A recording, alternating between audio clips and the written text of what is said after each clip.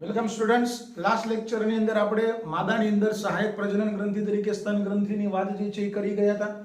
અને આજના લેક્ચરની અંદર આપણે મહત્વનો ટોપિક જેનું નામ છે અંડકોષ જનન, બરોબર, ગેમેટોજેનેસિસ, કે અંડપિંડમાં રહેલા જનન અધિચ્છદીય કોષોમાંથી અંડકોષનું નિર્માણ કેવી રીતે થશે, પરિપક્વ અંડકોષના નિર્માણની પ્રક્રિયા, જેને આપણે બોલશું અંડકોષ જનન. તો એની આજે આપણે વાત કરવાની છે. તો આજનો આપણો ટોપિક જે છે એ છે અંડકોષ જનન, બરાબર, અંડકોષ જનન.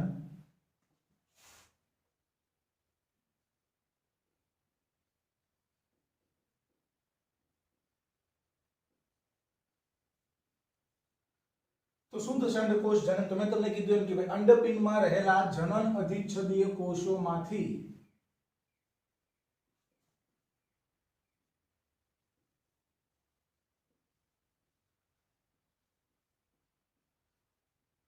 અંડપિંડમાં રહેલા જનન અધિચ્છદીય કોષો, જેની પ્લોઇડી છે 2m, તો અંડપિંડમાં રહેલા જનન અધિચ્છદીય કોષોમાંથી પરિપક્વ અંડકોષ, જેની પ્લોઇડી છે n, ના નિર્માણની ઘટનાને આપણે બોલશું અંડકોષ જનન, બરાબર છે. વાત કરી લઈએ અંડકોષ જનનની પ્રક્રિયાનું નિયંત્રણ. તો આપણે અગાઉ વાત થઈ હતી એમ અંડકોષ જનનની પ્રક્રિયાનું નિયંત્રણ જે છે અથવા તો કેવું હોય તો કે પુટિકાઓના વિકાસ.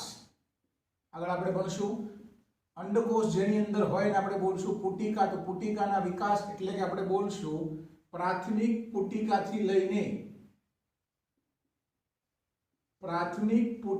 લઈને ગ્રાફિયન પુટિકા સુધીના વિકાસની પ્રક્રિયાનું નિયંત્રણ ફોલિકલ સ્ટિમ્યુલેટિંગ હોર્મોન એટલે કે FSH દ્વારા થાય છે, FSH. અને લાસ્ટ ગ્રાફિયન પુટિકા બની જાય, ગ્રાફિયન પુટિકા કે જેની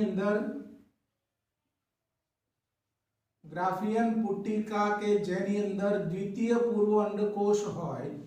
તો ગ્રાફિયન પુટિકામાં રહેલા દ્વિતીય પૂર્વ અંડકોષમાંથી, બરોબર છે, દ્વિતીય પૂર્વ અંડકોષનું પતન એટલે કે અંડકોષ પતનની પ્રક્રિયા જે થાય, બરોબર છે, આનું નિયંત્રણ જે છે એ લ્યુટેનાઇઝિંગ હોર્મોન એટલે કે LH દ્વારા થાય છે, બરોબર છે. તો અંડકોષ જનનની પ્રક્રિયામાં FSH અને LH, લ્યુટેનાઇઝિંગ હોર્મોન અને ફોલિકલ સ્ટિમ્યુલેટિંગ હોર્મોન બંને જે છે એ પોતાનો ભાગ ભજવે છે. અહીંયા પણ અંડકોષ જનનની પ્રક્રિયા જે છે એને 3 તબક્કામાં વહેંચવામાં આવે છે. જે રીતે આપણે શુક્રકોષ જનનની પ્રક્રિયાને 3 તબક્કામાં વહેંચી હતી, ગ્રોથ ફેઝ, બરોબર છે, મલ્ટિપ્લિકેશન ફેઝ, પછી ગ્રોથ ફેઝ અને પછી મેચ્યુરેશન ફેઝ. તો અહીંયા પણ અંડકોષ જનનની પ્રક્રિયા આપણે 3 તબક્કામાં ભણશું. 3 તબક્કામાં વહેંચવામાં આવે છે. સમજવા જેવી પ્રક્રિયા છે. પહેલો તબક્કો જે છે એને આપણે બોલશું ગુણન તબક્કો, ધેટ ઇઝ મલ્ટિફિકેશન ફેઝ.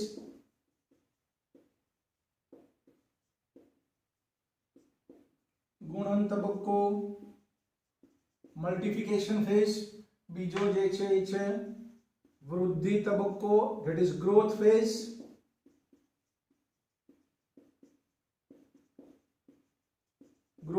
અને થર્ડ વન ઇઝ પરિપક્વન તબક્કો, મેચ્યુરેશન ફેઝ. પરિપક્વન તબક્કો, મેચ્યુરેશન ફેઝ, બરોબર છે. તો અંડકોષ જનનની પ્રક્રિયાને આપણે 3 તબક્કામાં વહેંચશું: ગુણન તબક્કો, પરિપક્વન તબક્કો, વૃદ્ધિ તબક્કો અને મલ્ટિપ્લિકેશન ફેઝ. તો ગુણન તબક્કાની અંદર શું થશે? તો જે રીતે આપણે શુક્રકોષ જનનની પ્રક્રિયામાં ભણ્યા હતા એ જ રીતે કે અંડપિંડમાં રહેલા જનન અધિચ્છદીય કોષો, જેની પ્લોઇડી 2n છે, આ જનન અધિચ્છદીય કોષોમાં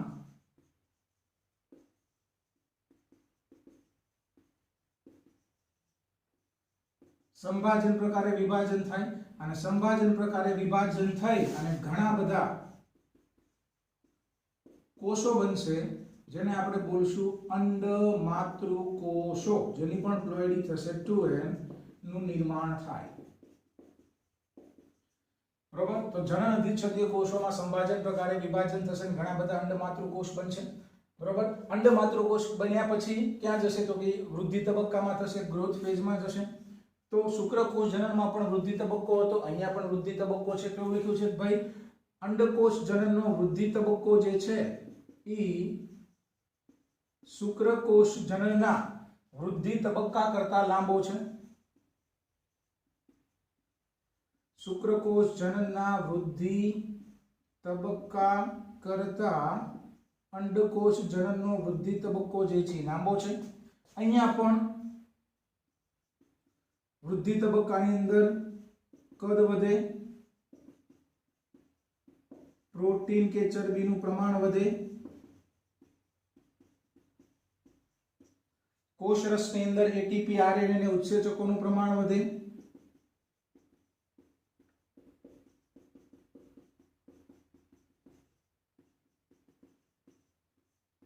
કોષરસની અંદર આરએનએ, એટીપી અને એન્ઝાઇમ્સ એટલે કે ઉત્સેચકોનું પ્રમાણ વધશે અને અંગિકાઓની અંદર પણ શું થશે? વધારો થશે.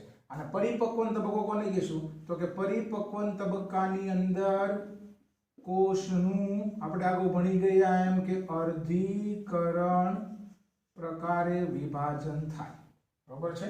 તો ત્રણ તબક્કા આપણે ભણવાના છે. અંડકોષ જનનની પ્રક્રિયાને આપણે 3 તબક્કામાં વહેંચી ગયા. કયા 3 તબક્કા થશે? બરોબર છે.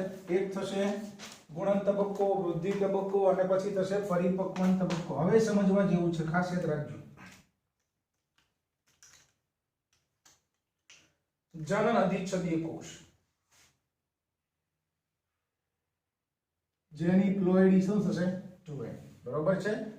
અંડપિંડમાં રહેલા જનન અધિચ્છદીય કોષ જેની પ્લોઇડી છે 2n. બરોબર. તો આ જનન અધિચ્છદીય કોષ પેલા કયા તબક્કામાંથી પસાર થશે તો કે જનન અધિચ્છદીય કોષ પેલા ગુણન તબક્કામાંથી પસાર થશે, મલ્ટીફિકેશન ફેઝ.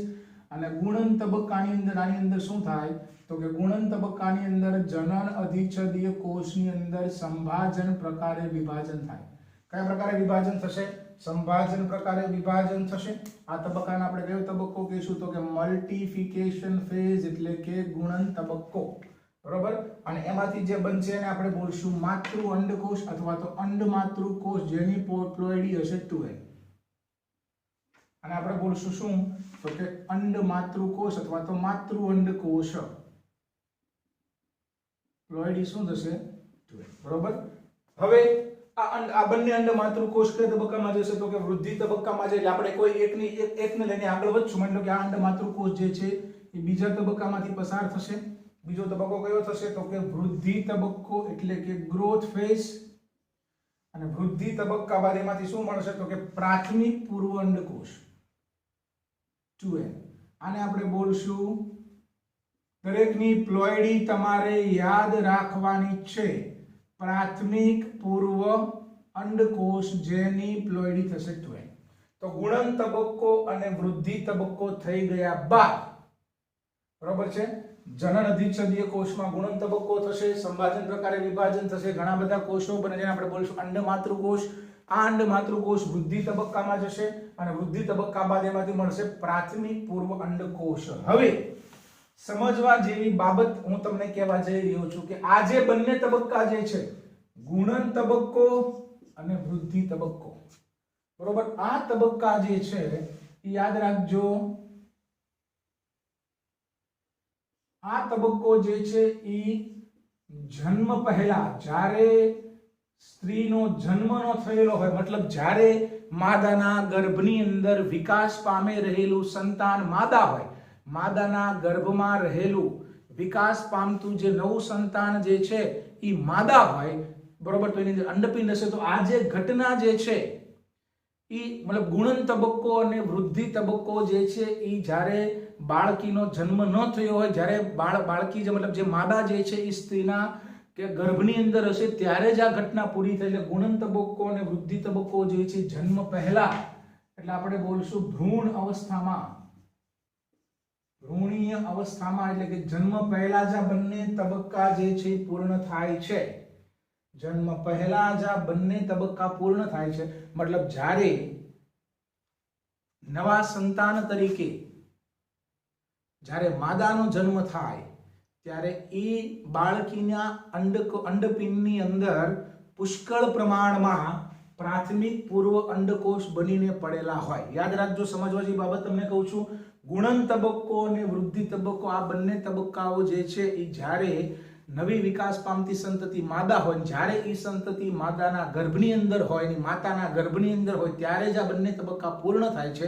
બરોબર. અને જન્મ થાય એ સમયે માદાના અંડપિંડની અંદર, જન્મ સમય થાય એ પહેલા જ માદાના અંડપિંડની અંદર હજારોની સંખ્યામાં, લાખોની સંખ્યામાં પ્રાથમિક પૂર્વ અંડકોષ હાજર હોય. શું હશે? તો યાદ રાખજો, પ્રાથમિક પૂર્વ અંડકોષ જે છે અંડપિંડમાં હશે. સાઈડમાં આકૃતિ બીજી લઈ જાઉં છું. આ પ્રાથમિક પૂર્વ અંડકોષ. હવે જન્મ સમયે આ પ્રાથમિક પૂર્વ અંડકોષ જે છે એ અન્ય કોષો વડે ઘેરાયેલો, પ્રાથમિક પૂર્વ અંડકોષ જે છે, આ પ્રાથમિક પૂર્વ અંડકોષ જે છે એ બીજા કોષો, કયા કોષો વડે ઘેરાઈને આપણે વાત પછી કરશું. તો આ પ્રાથમિક પૂર્વ અંડકોષ જે છે એ અન્ય કોષો વડે ઘેરાયેલ હોય અને આ રીતે જે બનતી રચના જે છે એને બોલવામાં આવે છે પ્રાથમિક પુટિકા. શું બોલવામાં આવે છે? પ્રાથમિક પુટિકા. એટલે શું? Primary follicle. પુટિકા શું કામ કીધી? અંદર પ્રાથમિક પૂર્વ અંડકોષ અને ફરતે કોષો વડે ઘેરાયેલ છે. આ રચનાને આપણે બોલશું પ્રાથમિક પુટિકા. તો યાદ રાખજો, જન્મ સમયે જ્યારે માદા સંતતિનો જન્મ થાય તો જન્મ સમયે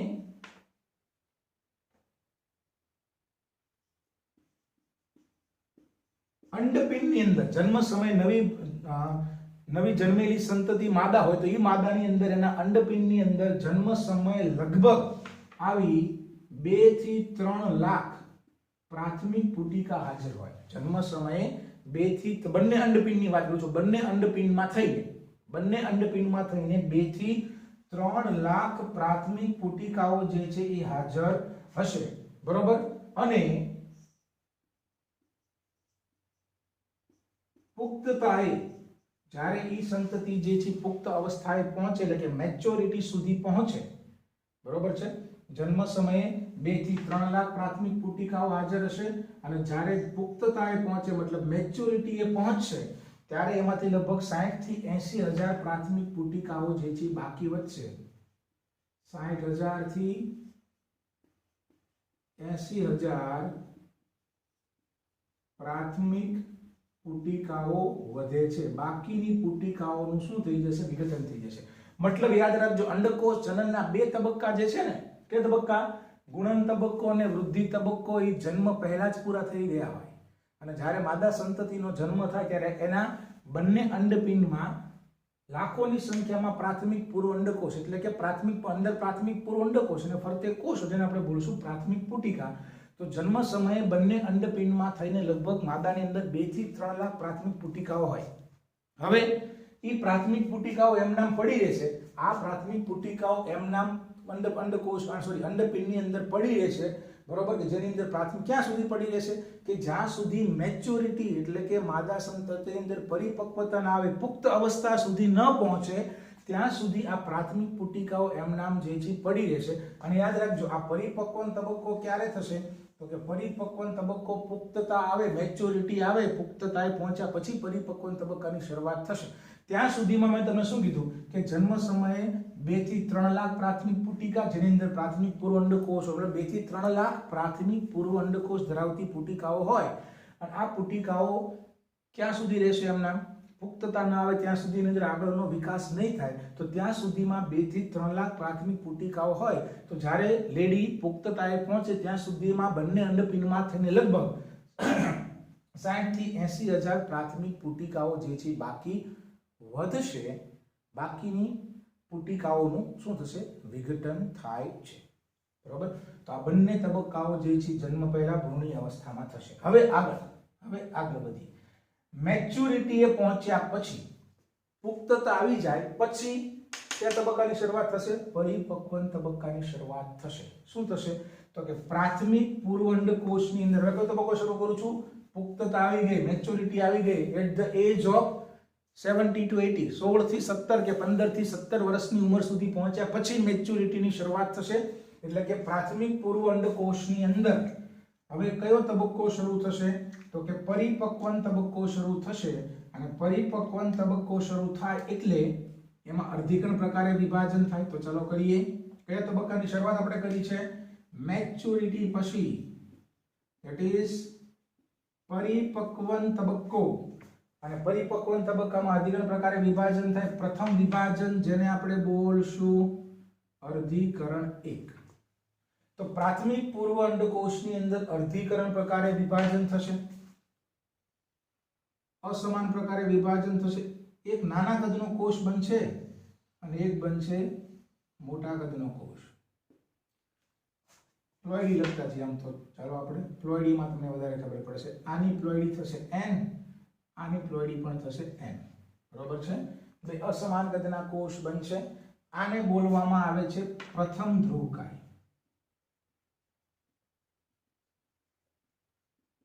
પ્રથમ ધ્રુવકાય अंग्रेजी में આપણે એને બોલશું ફર્સ્ટ પોલર બોડી પ્રથમ ધ્રુવકાય ફર્સ્ટ પોલર બોડી અને આ બનશે જેને આપણે બોલશું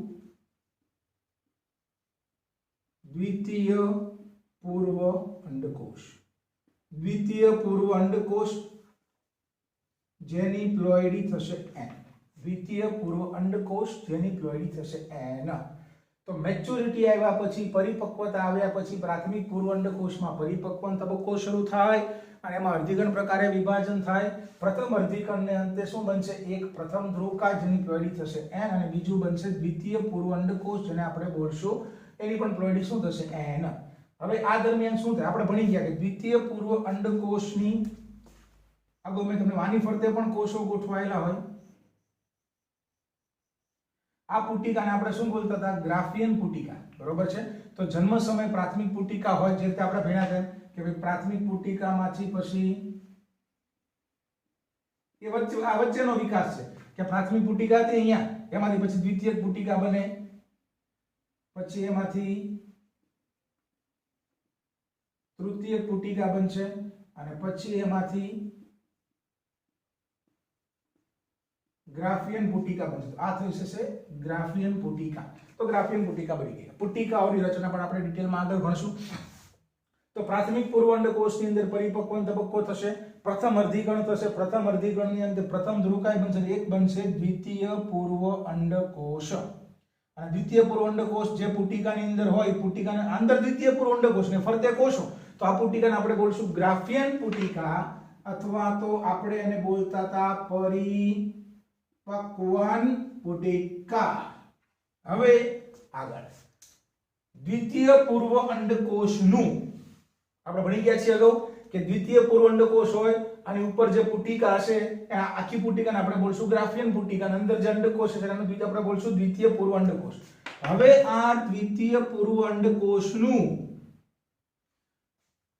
દ્વિતીય પૂર્વ અંડકોષનું કયા અંતઃસ્ત્રાવની અસર હેઠળ तो 14મા દિવસે મેન્સ્ટ્રુએશન સાયકલના 14મા દિવસે લ્યુટેનાઇઝિંગ હોર્મોનની અસર હેઠળ LH ની અસર હેઠળ શું થાય ગ્રાફિયન પુટિકામાંથી દ્વિતીય પૂર્વ અંડકોષનું અંડકોષ પતનની ઘટના થાય મતલબ એમાંથી દ્વિતીય પૂર્વ અંડકોષ છૂટો પડે અને દ્વિતીય પૂર્વ અંડકોષ છૂટો પડીને દ્વિતીય પૂર્વ અંડકોષ જે છે એ અંડવાહિનીમાં દાખલ થાય બરોબર છે દ્વિતીય પૂર્વ અંડકોષ અંડવાહિનીમાં દાખલ જે છે થશે આપણે એ આકૃતિ તમને ભણાવી હતી અહીંયા ગ્રાફિયન પુટિકા છે ગ્રાફિયન પુટિકાની અંદર દ્વિતીય પૂર્વ અંડકોષ હોય હવે 14મા દિવસે લ્યુટેનાઇઝિંગ હોર્મોનની અસર હેઠળ આ ગ્રાફિયન પુટિકામાંથી દ્વિતીય પૂર્વ અંડકોષનું પતન થાય અને હવે આ દ્વિતીય પૂર્વ અંડકોષ ક્યાં જશે તો કે આ દ્વિતીય પૂર્વ અંડકોષ અંડવાહિનીમાં જે પાછળ બનાવે કોર્પસ લ્યુટિયમ તો એ ઘટના મેં તમને દર્શાવું છું કે ગ્રાફિયન પુટિકા બની ગ્રાફિયન પુટિકાની અંદર દ્વિતીય પૂર્વ અંડકોષ છે હવે લ્યુટેનાઇઝિંગ હોર્મોનની અસર હેઠળ દ્વિતીય પૂર્વ અંડકોષનું ગ્રાફિયન પુટિકામાંથી પતન થશે ની દ્વિતીય પૂર્વ અંડકોષ અંડવાહિનીમાં દાખલ જે છે એ થશે તો હવે આ દ્વિતીય પૂર્વ અંડકોષ જે છે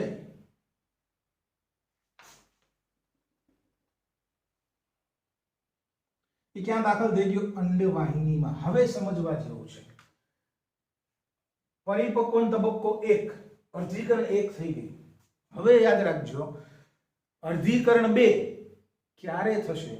આ દ્વિતીય પૂર્વ અંડકોષ અંડવાહિનીમાં જાય અને જો અંડવાહિનીની અંદર દાખલ થઈ ગયા પછી જો દ્વિતીય પૂર્વ અંડકોષ સાથે શુક્રકોષ જોડાય, દ્વિતીય પૂર્વ અંડકોષ સાથે જો શુક્રકોષ એટેચ થાય, એના સંપર્કમાં આવે, પછી જ એની અંદર બીજું પરિપક્વન વિભાજન થશે, નકર નહીં થાય. દ્વિતીય પૂર્વ અંડકોષ અંડવાહિનીમાં ગયો, જો દ્વિતીય પૂર્વ અંડકોષ શુક્રકોષના સંપર્કમાં આવે, મતલબ જો શુક્રકોષ એની સાથે એટેચ થાય તો ને તો જ એની અંદર અર્ધીકરણ 2 થશે, એટલે કે બીજું પરિપક્વન વિભાજન થશે, નહીતર નહીં થાય.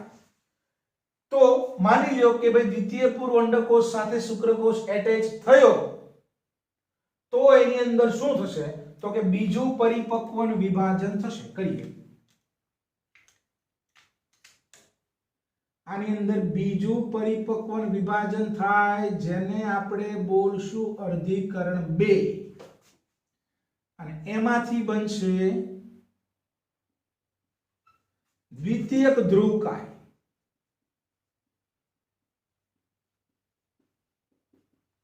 એક બનશે દ્વિતીયક ધ્રુવકાય અને એક બનશે, હવે બની ગયો આ શું? તો કે પરિપક્વ અંડકોષ.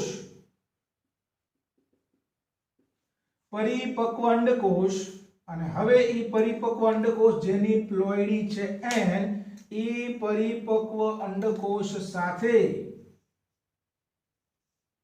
શુક્રકોષ જેની પ્લોઈડી હતી n, આ બંને જોડાઈને શું થાય? ફલન થાય, અને ફલન થઈ અને શું બનાવશે? યુગ્મનજ ફલિતાંડ કે ઝાયગોટ નું નિર્માણ થશે, જેની પ્લોઈડી થશે n. બરોબર? જો દ્વિતીય પૂર્વ અંડકોષ સાથે શુક્રકોષ જોડાય તો જ બીજું પરિપક્વન વિભાજન થાય, નહીતર નહીં થાય. અહીંયા સુધીની ઘટના યાદ રાખજો, સમજવા જેવી છે. આ જે ઘટના જે છે ક્યારે થશે? કે જ્યારે દ્વિતીય પૂર્વ અંડકોષ દરેક લેડીની અંદર બનશે. હવે મારા વાતના ઉપર ખાસ ફોકસ રાખજો. દ્વિતીય પૂર્વ અંડકોષ જે છે એ દરેક લેડીની અંદર બને, દરેક લેડીની અંદર બનશે, મતલબ મેરિડ હોય તોય ભલે કે અનમેરિડ હોય તોય ભલે.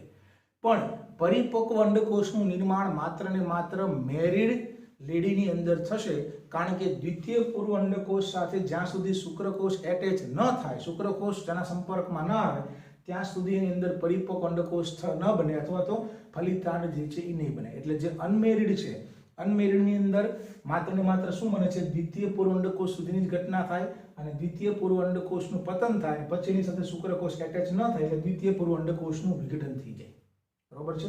પણ મેરિડ લેડી હોય તો મેરિડ લેડીની અંદર શુક્રકોષ હશે, મતલબ શુક્રકોષ એની અંદર દાખલ થશે, કારણ કે મેરિડ છે.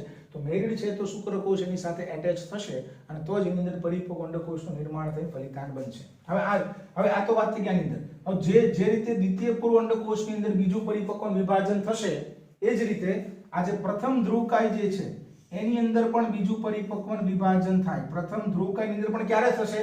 જ્યારે આ ઘટના થશે તો જ. તો પ્રથમ ધ્રુવકાયની અંદર બીજું પરિપક્વ વિભાજન થશે, અને એમાંથી પણ શું બનશે? તો કે 2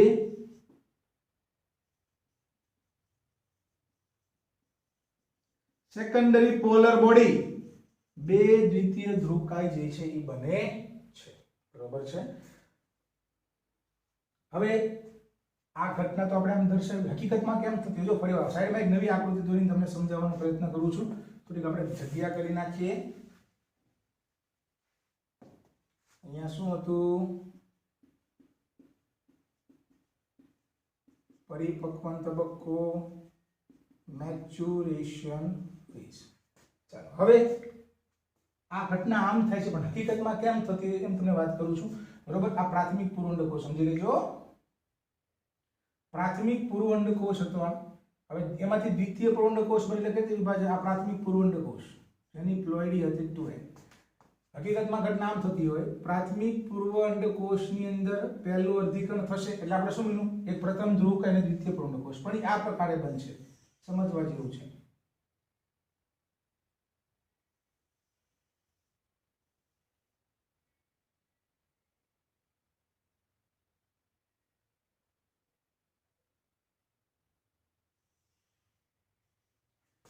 આ થશે, સમજવા જેવું છે.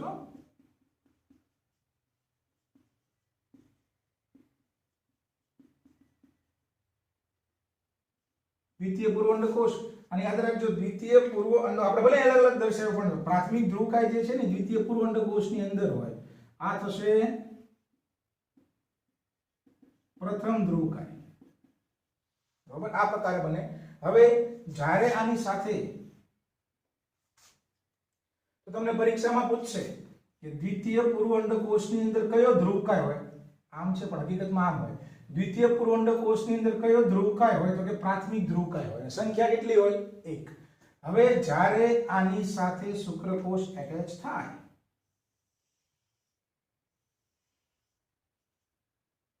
આ પ્રથમ ધ્રુવકાય,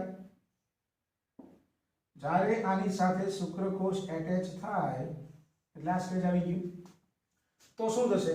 આની અંદર પાછું વિભાજન થશે અને એમાંથી શું બનશે? આ બની ગયો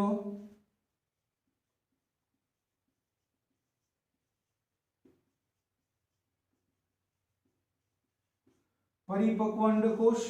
અને પ્રથમ ધ્રુવકાયમાંથી શું બની જશે? આમાંથી બીજા બે બનશે.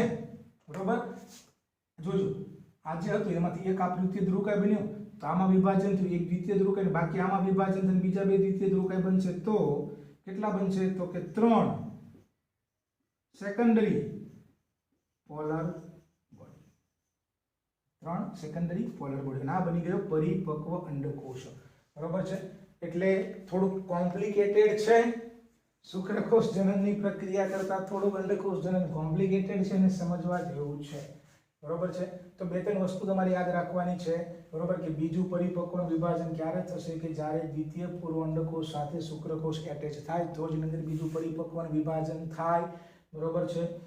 બીજું આ ઘટના જે છે આ પ્રકારે થતી હોય, મતલબ પ્રથમ ધ્રુવકાય છે દ્વિતીય પૂર્વ અંડકોષની અંદર હોય. એ જ રીતે એની સાથે શુક્રકોષ એટેચ થાય એટલે આની અંદર બીજું વિભાજન થશે, એમાંથી બનશે પરિપક્વ અંડકોષ ને દ્વિતીય ધ્રુવકાય. અને એ જ રીતે આની અંદર જે પ્રથમ ધ્રુવકાય હતો એમાં પણ પરિપક્વ વિભાજન થશે અને બનશે બીજા બે દ્વિતીય ધ્રુવકાય. એટલે તમને પરીક્ષામાં પૂછે, એમસીક્યુ માટે યાદ રાખવાનું છે. હવે એમસીક્યુ અહીં લખું છું. બરોબર છે કે એક આ એમસીક્યુ પણ પૂછાય. તમે જોઈ શકો છો પહેલો જ એમસીક્યુ કે તમને એમ પૂછે તો સમજવા જેવું છે. એક અંડ માતૃકોષમાંથી કેટલા પરિપક્વ અંડકોષ બને? જો સમજો, એક અંડ માતૃકોષમાંથી એક પ્રાથમિક પૂર્વ અંડકોષ, એક પ્રાથમિક પૂર્વ અંડકોષમાંથી એક પ્રથમ ધ્રુવકાય, એક દ્વિતીય પૂર્વ અંડકોષ, એક દ્વિતીય પૂર્વ અંડકોષમાંથી એક પરિપક્વ અંડકોષ, એક દ્વિતીય ધ્રુવકાય. અહીંયા ટોટલ કેટલા થઈ ગયા? ટોટલ મારી દઈએ 3 દ્વિતીય ધ્રુવકાય. બરોબર, એક અંડ માતૃકોષમાંથી એક પ્રાથમિક પૂર્વ અંડકોષ, એક પ્રથમ ધ્રુવકાય અને એક દ્વિતીય પૂર્વ અંડકોષ, એક દ્વિતીય પૂર્વ અંડકોષમાંથી એક પરિપક્વ અંડકોષ. આપણે આની ચર્ચા કરવાની છે. તમે જો અહીંયા ઓલા આપણે શું શુક્રકોષમાં એકમાંથી 4 શુક્રકોષ હતા. અહીંયા યાદ રાખવાનું છે, તમને એમસીક્યુ માટે લખી દો, તમને આવું પરીક્ષામાં પૂછે, એક અંડ માતૃકોષ અથવા તો એક પ્રાથમિક પૂર્વ અંડકોષ. આની પ્લોઈડી પણ 2n છે, આની પ્લોઈડી પણ 2n છે. એક અંડ માતૃકોષમાંથી એક પ્રાથમિક પૂર્વ અંડકોષમાંથી અથવા તો એક દ્વિતીય પૂર્વ અંડકોષમાંથી કેટલા પરિપક્વ અંડકોષ બને? કેટલા? યાદ રાખજો, એક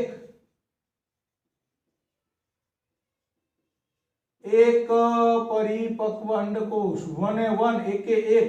અને શુક્રકોષ જન્મમાં શું હતું? 1 એ 4. તો એક અંડ માતૃકોષ, એક પ્રાથમિક પૂર્વ અંડકોષ કે એક દ્વિતીય પૂર્વ અંડકોષ, આ બધામાંથી કેટલા પરિપક્વ શુક્રકોષ બને? એક જ પરિપક્વ શુક્રકોષ જે છે એ બનશે.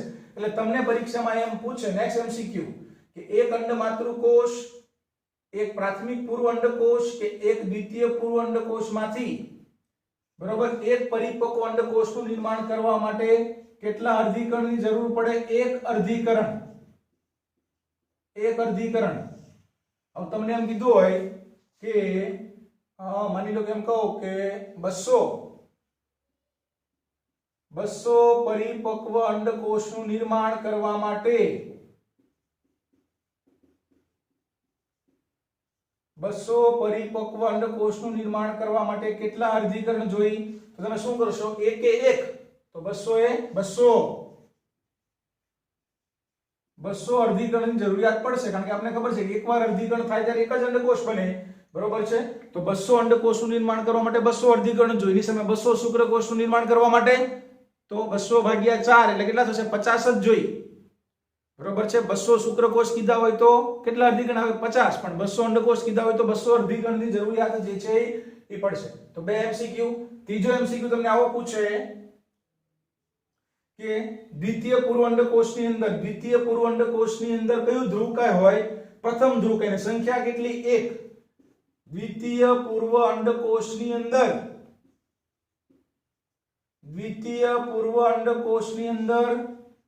એક, અને પાછું કયું ધ્રુવકાય? તો કે ફર્સ્ટ પોલર બોડી.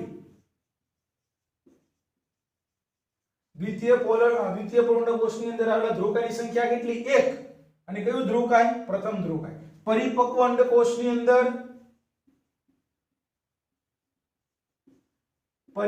અંડકોષની અંદર મેક્સિમમ સંખ્યા કેટલી ધ્રુવકાયની? તો કે 3. અને એ પાછા કયા ધ્રુવકાય? તો કે સેકન્ડરી પોલર બોડી. બરોબર છે? Secondary polar body. બીજું એ પણ યાદ રાખવાનું છે કે મોટા ભાગે તમને ઓરલી કહી દો કે તમે સમજી લેજો, લખી નાખજો કે મોટા ભાગના તમામ પૃષ્ઠવંશી પ્રાણીઓ જે છે, મનુષ્ય સહિતના લગભગ તમામ પૃષ્ઠવંશી પ્રાણીઓની અંદર લગભગ જે છે પ્રથમ ધ્રુવકાયમાં બીજું પરિપક્વ વિભાજન થતું નથી. એટલે પ્રથમ ધ્રુવકાયમાંથી દ્વિતીય ધ્રુવકાય ન બને, પણ ન જ બને એવું નથી. લગભગ મોટા ભાગના પૃષ્ઠવંશીઓની અંદર આ વિભાજન થતું નથી. અને બીજું, આ પોલર બોડી બનવાનું કારણ શું છે?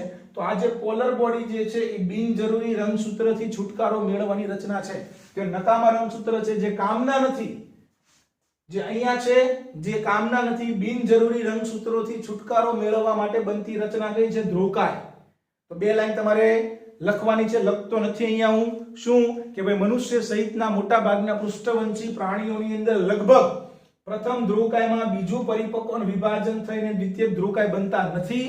અને ન જ બને એવું પણ નથી કહ્યું, પણ લગભગમાં નથી બનતા. અને ધ્રુવકાય બનવાનું કારણ શું છે? તો કે ધ્રુવકાય જે છે એ બિનજરૂરી રંગસૂત્રોથી છુટકારો, નકામા બિનજરૂરી રંગસૂત્રોને બહાર કાઢી નાખવાના છે, એની માટે બનતી રચનાઓ છે. બરોબર છે?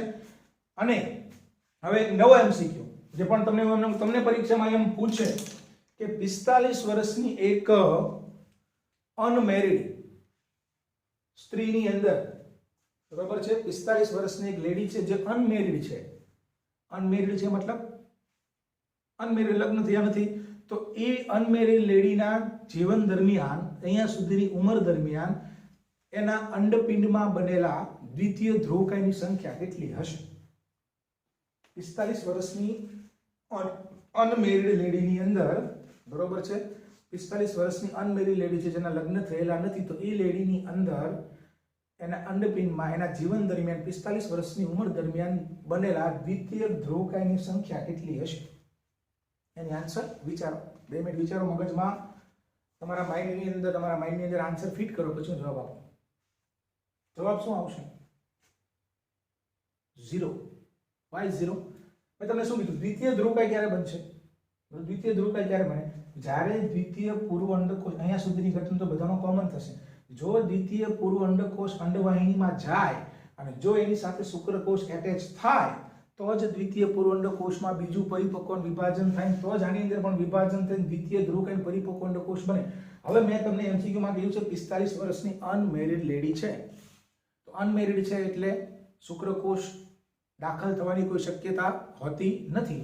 એટલે અનમેરિડ છે, શુક્રકોષ દાખલ થવાની કોઈ શક્યતા નથી, એટલે એની સાથે શુક્રકોષ એટેચ ન થયો હોય અંડકોષ સાથે, અને એની અંદર કોઈ દિવસ દ્વિતીય ધ્રુવકાય કે પરિપક્વ અંડકોષ બનતો હોય નહીં. એટલે સંખ્યા શું આવશે? 0. તમને પરીક્ષામાં એમ પૂછે કે 45 વર્ષની અનમેરિડ લેડીની અંદર એના જીવન દરમિયાન બનેલા પરિપક્વ અંડકોષ કે દ્વિતીય ધ્રુવકાયની સંખ્યા કેટલી? તો આન્સર શું આવશે? 0. તો આજના લેક્ચરની અંદર મિત્રો આપણે બહુ કોમ્પ્લિકેટેડ ટોપિક અંડકોષ જનનની પ્રક્રિયા વિશે ભણ્યા છીએ. જેટલી વસ્તુ મેં તમને કીધી દરેક વસ્તુ તમારે પ્રોપરલી સમજીને યાદ રાખવાની છે. બરોબર છે? કોઈ ડાઉટ હોય તો મને તમે વોટ્સઅપ મેસેજ કરીને કે ફોન કરીને પૂછી શકો છો, પણ ડાઉટ ન રાખતા ક્લિયર કરી નાખજો. તો લેક્ચરને જોજો, લાઈક કરજો, આખો લેક્ચર જોજો, બોર્ડ વર્કની બુક સરસ રીતે બનાવજો. અને હવે નેક્સ્ટ લેક્ચરની અંદર આપણે આની ચર્ચા કરશું કે ભાઈ પ્રાથમિક પૂર્વઅંડકોષ એટલે પ્રાથમિક પુટિકા. તો પ્રાથમિક પુટિકામાંથી દ્વિતીયક પુટિકા બને, તૃતીયક પુટિકા બને, ગ્રાફિયન આ ગાળો જે છે એમાંથી પ્રાથમિક પુટિકામાંથી આ ગ્રાફિયન પુટિકા બની ગઈ. તો આ પુટિકાઓના વિકાસ દરમિયાન શું થાય, એનું નિયંત્રણ કોના દ્વારા, તેમ દરેક પુટિકાની વ્યવસ્થિત રચના આપણે હવે નેક્સ્ટ લેક્ચરની અંદર ભણીશું. બરોબર, તો મળીએ નેક્સ્ટ લેક્ચરની અંદર પુટિકાઓના અભ્યાસની સાથે.